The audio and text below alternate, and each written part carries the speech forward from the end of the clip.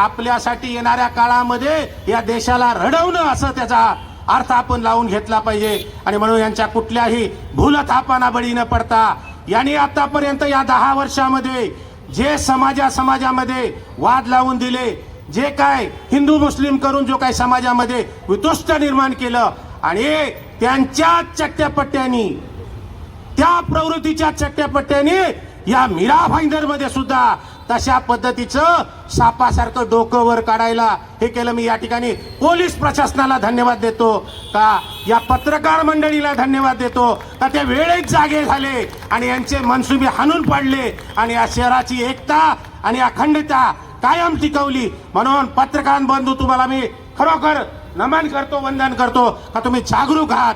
आणि जे काही कुणी असं ठरवत होते, डोक्यामध्ये काय होत होतं का मी शांततेचा रखवाला झालो, मी हिरो बनून जाईन, पण तुम्हाला माहित होतं हा हिरो नाहीये, तर तुम्ही त्यांना झिरो बनवलं, त्या प्रवृत्तीला झिरो बनवलं। आणि परत एकदा तुमचं अभिनंदन। तुम्ही या ठिकाणी सर्वजण जमलेले सुज्ञ नागरिक निश्चितपणे या 2 दिवसामध्ये अतिशय चांगल्या पद्धतीचा विचार कराल आणि भारतीय जनता पार्टीला या महाराष्ट्रातून, या ठाणे जिल्ह्यातून, या देशातून हद्दपार करण्याची शपथ घ्याल अशा पद्धतीची विनंती व्यक्त करतो, भावना व्यक्त करतो आणि थांबतो। धन्यवाद। जय हिंद, जय महाराष्ट्र। इन्होंने अपने विचारों के साथ में बिना किसी डर के, बिना किसी भीति के कोई भी समझौता नहीं किया। और गद्दार वो जिन्होंने पैसों के लिए मुंबई से सूरत, सूरत से गुवाहाटी, गुवाहाटी जाना, वहां पे अपने आप को बेचना, अपने ईमान को बेचना और वहां से फिर महाराष्ट्र आकर एक नया ग्रुप बनाना, एक नया गठ बनाना। दोस्तों, ओरिजिनल हमेशा ओरिजिनल होता है, लेकिन महाराष्ट्र में इस समय डुप्लीकेट का प्रचलन चला हुआ है। इतने डुप्लीकेट पार्टियां फैली हुई हैं जो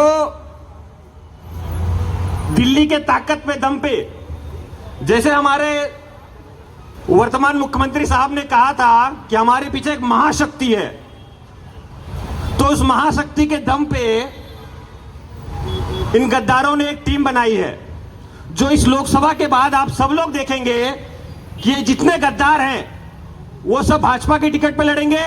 दोस्तों, तो हम सबको इस लोकसभा में के चुनाव में एक निष्ठावान, कर्मवान और शक्तिवान उम्मीदवार राजन विचारे जी को जीत के लाना है, जिता कर लाना है। इसीलिए आज भी आप सबको पता होगा कि नरेंद्र मोदी जी आज भी महाराष्ट्र में घाटकोपर में है, प्रचार सभा ले रहे हैं, रैली ले रहे हैं। मोदी जी कल भी महाराष्ट्र में हैं, वो लगातार महाराष्ट्र में डेरा जमाए हुए हैं। और अमित शाह को उन्होंने लगाया है उत्तर प्रदेश में।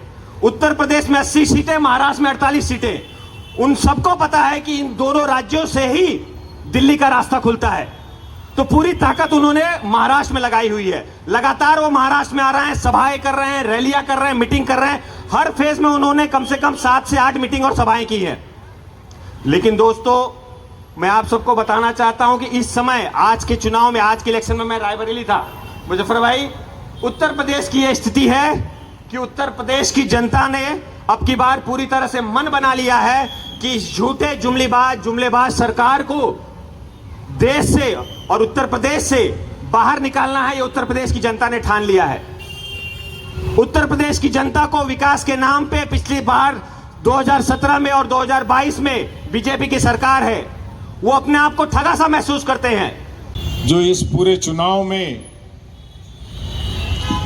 जिससे बीजेपी अभी अपना मुंह छुपाते हुए घूम रही है, वो है कि बीजेपी ने पिछले 2-3 सालों से, आपके पास अमित शाह के भी वीडियो होंगे, योगी आदित्यनाथ जी के भी वीडियो होंगे, और ये सब पब्लिक डोमेन में है। और उसमें उन्होंने खास तौर पे कहा कि हम इस देश की घटना को बदल देंगे, दलितों के, आदिवासियों के और पिछड़ी जाति के जो आरक्षण है हम उसको खत्म कर देंगे, और इसीलिए हम इस देश में कॉमन सिविल कोड लाएंगे। मतलब सभी को एक जैसा न्याय, कायदे, कानून वो हम लेकर आएंगे। आप जब सभी के लिए एक जैसे कायदे और कानून की बात करते हैं तो इसका मतलब ही यह होता है कि आप डॉक्टर बाबा साहब अंबेडकर ने जो घटना बनाई, कॉन्स्टिट्यूशन बनाई, आप उस कॉन्स्टिट्यूशन को पहले आपको खत्म करना होगा। आप जब तक के उस कॉन्स्टिट्यूशन को खत्म नहीं करोगे तो कॉमन सिविल कोड कैसे लाएंगे? डॉक्टर बाबा साहब अंबेडकर ने इस देश में सभी समाज को, वर्ग को, भाषा को, प्रांत को एक साथ इस देश में रहने के लिए, एक जैसा न्याय सबको देने के लिए उन्होंने दस्तूर बनाया, कॉन्स्टिट्यूशन बनाया, घटना बनाई।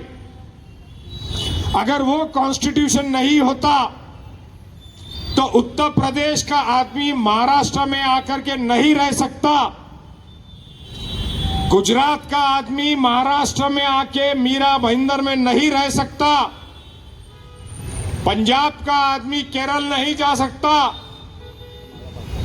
राजस्थान का आदमी कर्नाटका नहीं जा सकता। अगर आपको रोजी रोटी कमाने के लिए, कारोबार के लिए, प्रॉपर्टी खरीदने के लिए अगर आपको यह अधिकार प्राप्त है, वो सिर्फ इस देश की कॉन्स्टिट्यूशन के वजह से है।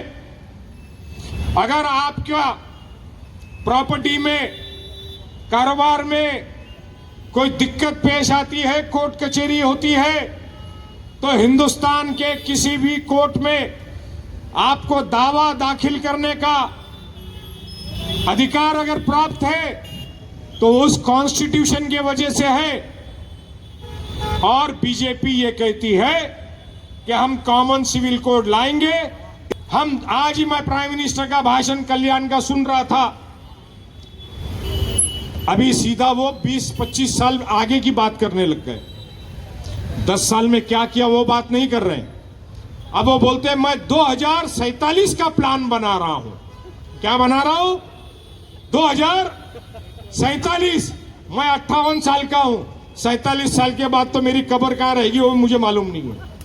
मोदी साहब की गारंटी है कि अगले 5 साल तक भी मैं आपको बीपीएल में रखूंगा, राशन दूंगा। मतलब मैं आपको बीपीएल ही बना के रखूंगा।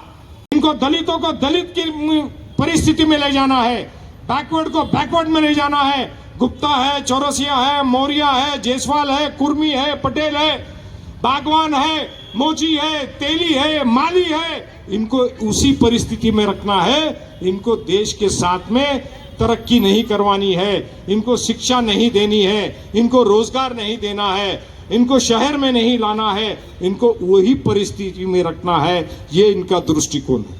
तो ट्यूशन ने हिंदू संस्कृति को, हिंदू धर्म को अपनी तरकीब से आपको पूजा कैसे करना है, आराधना कैसे करनी है, आपकी शादी की विधि क्या है, आपकी मृत्यु की विधि क्या है, आपके घर के अंदर प्रवेश करने की विधि क्या है, यह अधिकार हिंदुओं को मिला। क्रिश्चियनों को मास करने का, अपना प्रेयर करने का अधिकार मिला। उसी तरह से शरीयत बोलो तो क्या है, हमारी नमाज कैसे होगी ये हम फैसला करेंगे, हमारी शादी कैसे होगी ये हम फैसला करेंगे, हमारा डिवोर्स कैसा होगा ये हमारा तौर तरीका होगा। यही है शरीयत। मगर बीजेपी ने इसका प्रचार प्रसार ऐसा किया है कि हिंदू भाइयों को लगता है कि मुसलमानों के लिए बहुत अलग से कायदा है। अरे मुसलमान के टंटे होते हैं तो पुलिस केस होता है, मुसलमान के टंटे होते हैं तो कोर्ट में जाता है, मुसलमान आपके साथ में दंगे फसाद होते हैं तो पुलिस केस करती है। तो कोर्ट के अंदर का जो कायदा कानून है वो इस देश का कायदा कानून है। तो जो देश का कायदा कानून लागू होता है हिंदुओं को होता है, वही मुसलमान को होता है। फास को हिंदू भाइयों को ऐसा बता दिया है जैसा मुसलमानों को कोई बहुत सोना चांदी की खदान दे दिया है। मुस्लिम कैरेक्टर ऐसा बताते हैं कि सारे मुसलमान उस तरह से ये देखने का। मैं भी हूं ना आपके सामने कि नहीं हूं। हमारे गुजराती भाई, उत्तर भाई लोग कई बोलते साहब काश कि आप मुसलमान नहीं होते तो यहाँ के एमएलए होते। मुझे शर्म आती है उनके स्टेटमेंट पे। उनको बोलना चाहिए साहब आप एक हिंदुस्तानी हो, सच्चे हिंदुस्तानी हो, हमको फख्र है आपके ऊपर। बस जातिवाद कितना दिमाग में घुसा हो देखो आप। भाईंदर के भी कई लोग मुझे बोलते हैं कि साहब आप बीजेपी में आरएसएस में होना चाहिए था, खाली मुसलमान है इसके लिए पीछे रह गए। मुझे शर्म आती है। मुझे कल परसों ही कोई आके मिले, बोला दुबई जाते हो, मुसलमान के देश में जाते हो, मुसलमान के साथ रहते हो, वहां हिंदू मुस्लिम नहीं करते हो, अमर वहीं से उठ करके हिंदुस्तान आते हो तो बाजू का मुसलमान है बोलता हमारी बिल्डिंग में नहीं रहने का। दुबई में जाते हो, दुबई के शेख के पास से मंदिर की जगह लेते हो, वहां रोजा खुलाने के लिए मंदिर में बुलाते हो, और या मंदिर के बाहर में कोई रोजा खोलता है तो बोलता मंदिर के बाहर रोजा नहीं खोलने का। यह शर्म आनी चाहिए आपको, हमको शर्म आनी चाहिए। महात्मा गांधी ने काय के लिए अपना प्राण दिया कि इस देश के लिए, यह दिन देखने के लिए। यही है वो बीजेपी वाले जिन्होंने उनकी हत्या की थी, यही है वो जिन्होंने उनकी हत्या की थी। इस देश को तोड़ने का काम कर रही है बीजेपी। वही जात पे, भाषा पे, प्रांत पे, हिंदू पे, मुसलमान पे।